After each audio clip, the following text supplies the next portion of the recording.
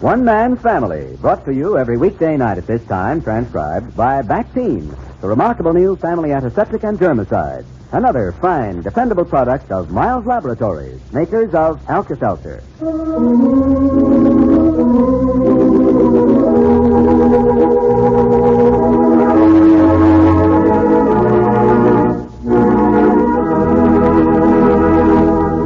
Overheard between Clifford and Hazel in the library. I talked to Elwood for a moment. He seems terribly excited. You know what? I think he's excited about having his name in the paper. Army dentists don't get much publicity. Did you ever think of that?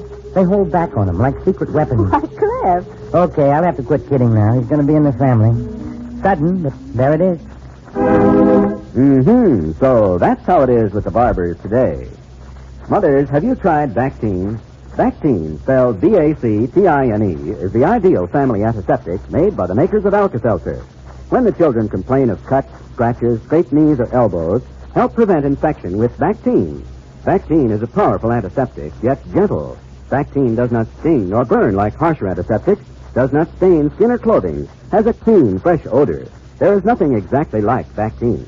Discover its many family and household uses right away. Get a 30 or 70-cent bottle of Bactine from your druggist today. B-A-C-T-I-N-E. Bactine.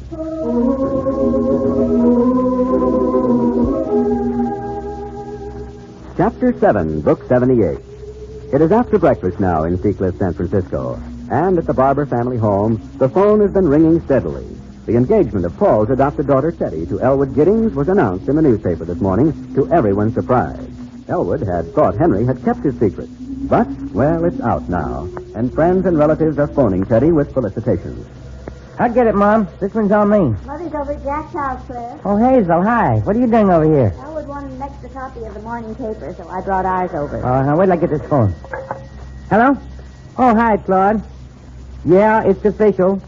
Yeah, it's not a very good picture, Teddy, but it's 3 columns wide. Wait a minute. Hazel, where'd Teddy go? Oh, Jenny Elwood just went out the back door. Want me to catch her? Claude, she's out and back with Elwood. Okay, I'll tell her you called. Oh, say, Claude, you there? Save your copy of the paper, will you? Or clip the article? Yeah, Elwood's got a lot of relatives back in Wisconsin. He wants to send them clippings. Okay, I will. Bye. Oh, wow, what a morning. This thing's been ringing off the hook. I talked to Elwood for a moment. He seems terribly excited. You know what? I think he's excited about having his name in the paper. Army dentists don't get much publicity. Did you ever think of that? They hold back on him like secret weapons. Cliff. Okay, I'll have to quit kidding now. He's going to be in the family. Sudden, but there it is. He phoned me right after breakfast. Wanted my copy of the paper for an aunt of his. He's got more relatives than we have. Cliff, you do like him better, don't you? Better than what? Oh, now. Okay, sure. He's all right, Hazel. If Teddy loves him, well, that makes him my dentist. It's going to come in handy when the day comes when I have to get dentures. You, be serious a minute. Yeah. Oh, he's a nice enough guy, but he's kind of left-footed, Hazel. Uh-oh, here's another one. Hello, Seacliff Matrimonial Bureau. Oh, hello, Ben. No, it's me. It's old Ben at the Skyline. How nice. Teddy? Well, hold everything, Ben. They were around a minute ago. Hazel, would you go tell Teddy it's old Ben calling long distance? All right, I think I just saw them down near the garden. Yeah, okay. Ben, Hazel's going to get Teddy. Yeah, you read it, did you? Oh, sure. He's a very nice guy. Teddy met him in Germany while he was on hospital duty. No, our army. Dentist. Mm-hmm. No, he's discharged now. He's been our house guest. Oh, he thinks we marry well, do you? Oh, wait a minute. Here's Hazel. I'm telling you, they're down at the seawall. Ben, Teddy's way down at the seawall with Elwood. Yeah, all right. Bye, Ben. He says he ain't worried that he hasn't met Elwood. All the Barbours marry well. No, he's no darling. Oh, look here, Cliff. Come here to the window. Imagine what that day's view's like when you're seeing it from the seawall with Midwestern eyes and in love. Mm-hmm. It's a sparkler of the day, isn't it, Hazel? Well, there they are, climbing up now. What is it about the seawall? People always want to go down there when they're happy, or troubled, or in love. Well, they've got a little privacy finally. Maybe that's what Teddy wanted. I'm glad you suggested this, Teddy. It sure is just the morning to come down here to the seawall. Hey, Teddy, look at that boat out there. Oh, golly. Maybe we can have a boat later when my practice gets going. Elwood. I wanted to learn to sail. What? How in the world did that announcement get in the paper? Oh, I know, Teddy. You gods, the whole thing's kind of a comedy of errors. Guess the reporters just tricked somebody into admitting it. Admitting that we were engaged, you mean? Yeah. The secret got out before you got here. I shouldn't have told anybody, Teddy. I admit that. The way to keep a secret is to keep it. Just whom did you tell, Elwood? And what did you tell them? Huh? Oh, Father Barbour. He's the only one, and I pledged him to secrecy. But Mother Barbour guessed it, and, well, I don't know. It just seemed to spread, Teddy. Now, wait, I don't want you thinking that... Well, here's the way it happened. Yes, I'd like very much to know. Well, I dropped in here one day, you see, and while Father Barbour and I were out driving, well, he was so friendly and all, it just slipped out. So he insisted that I come and stay as a house guest, and we'd keep it a secret. And I thought it was until your picture jumped out at me from that paper this morning. You could have knocked me over with a feather. It hit me rather hard, too, Elwood. Yeah? Will you tell me, please, Elwood, where you got the notion that you and I were formally engaged to marry? Why, Teddy. I've never been so bewildered in all my life. I didn't even know how to act up there, in my own home. Not every girl first learns she's engaged by reading the morning paper. Oh, now, Teddy, just a second. Well, gosh, look, in London, that day we were bicycling in St. James Wood, remember? Don't say you've forgotten that. We talked about getting married, and, well, you let me kiss you. What would you call that? I told you you were just the kind of a girl I'd always been looking for. Why, I felt engaged right then.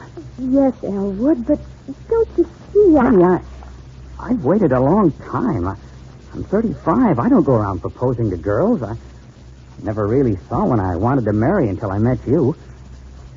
Well, this kind of hurts me. I'm just floored. Oh, gee. It was all very vague, Elwood.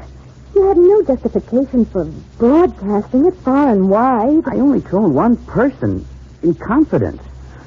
I don't know what to do. My head's spinning, Elwood. Oh, doggone it. Now, Teddy, I don't understand you. I wouldn't make a mistake about a thing as important as this. Maybe I didn't say, will you please marry me at 10 o'clock next Tuesday morning? And I didn't get your answer in writing, but... But it was all so vague. And we were in Europe, and... You mean yes in Europe is no in San Francisco? Is that it? I didn't say that. Well, you implied it. Oh, look, another time. When we put the bikes on the train out of London, remember riding past those sheep near the castle? It was ringing a little, and you were trying out the sound of my name. You kept saying, Elwood Giddings. Elwood Giddings. And I said it would sound nice with Mrs. in front of it. Remember? Oh, Elwood, we were laughing. We were fooling the whole day. I wasn't fooling. I've never been more serious in my life. When a dentist gets married, Teddy, it's pretty important what kind of a wife he gets.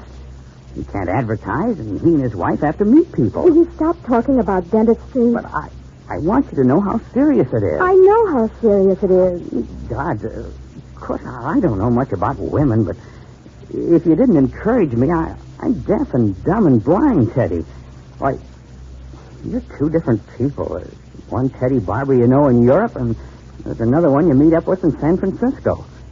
You don't like this one? I love both of you, Teddy. I mean, well, look, have you got some old boyfriend around here? No, Elwood. I could understand it if you... No, there's nothing like that. Well, that's why we're great for each other, see? You don't know much about men, and I don't know much about women, and, well, we can kind of, get acquainted. Getting silly. No, Teddy, don't cry. If you want to wait a little longer, we'll wait. Gosh, I expected to wait. I waited 35 years now. Look, I know I've messed it all up, and it's all backward and confused, but... Oh, let's go back up to the house. You mad? Oh, Elwood. Huh? Help me down. Well, look, are we engaged, Teddy, or aren't we? Elwood, don't you see? I don't know. That's why this is all so upsetting. Can't you see that? Well, I don't know what to do. I don't know what you're trying to tell me in this subtle, feminine way. All I know is you're not the only one that's in a mess. I mailed a lot of clippings to my relatives back in Wisconsin. Air mail, special delivery. So the announcement's going to be out back there, too. But you brought all this on yourself. Well, I didn't even know you were coming to San Francisco before I did, let alone telling anybody about an engagement. Good heavens. Well, all right, you're sore about that. You got a reason to be, but all it actually amounted to, I deprived you of making the announcement. Now, let's calm down and go back to the beginning and get this thing cleared up. Teddy, I gotta know where I stand.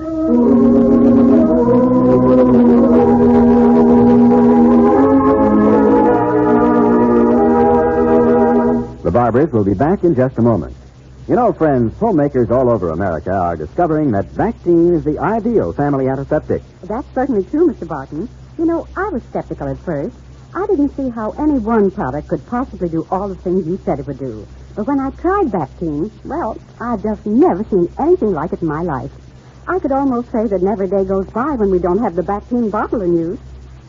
How do you say it? You call it the handiest bottle in the house? Yes, and Vactine is certainly that.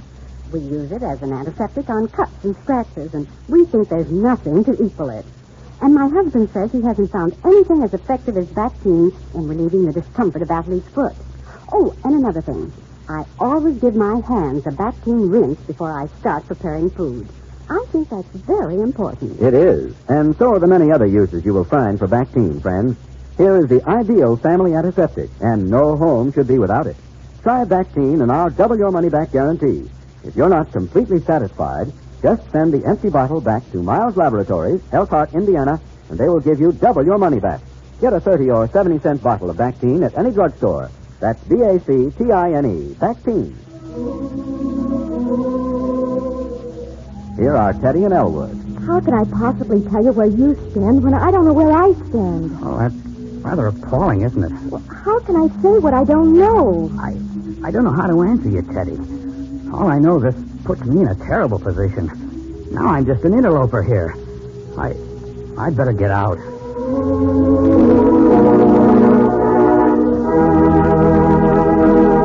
Is hay fever getting you down right now? Do you feel miserable with a cold? Get those bright red tablets in the bright red package at your drugstore. I mean Tabsin, Tabcin. Take Tabsin quick. Feel better quick. Tabsin gives you a dependable antihistamine for the sniffles, the sneezes, the watering and itching of the eyes and nose, but it does more. Tabsin also offers fast, effective relief from the headache that so often accompanies hay fever and cold. Yes, for real relief from hay fever and cold misery, take Tabsin quick. Feel better quick. Tabcin. Tabsin.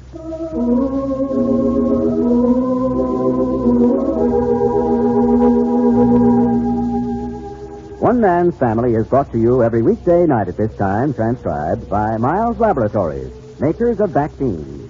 Tomorrow, Chapter 8, Book 78. This is a Carlton E. Morse production, directed by Michael Raffetto.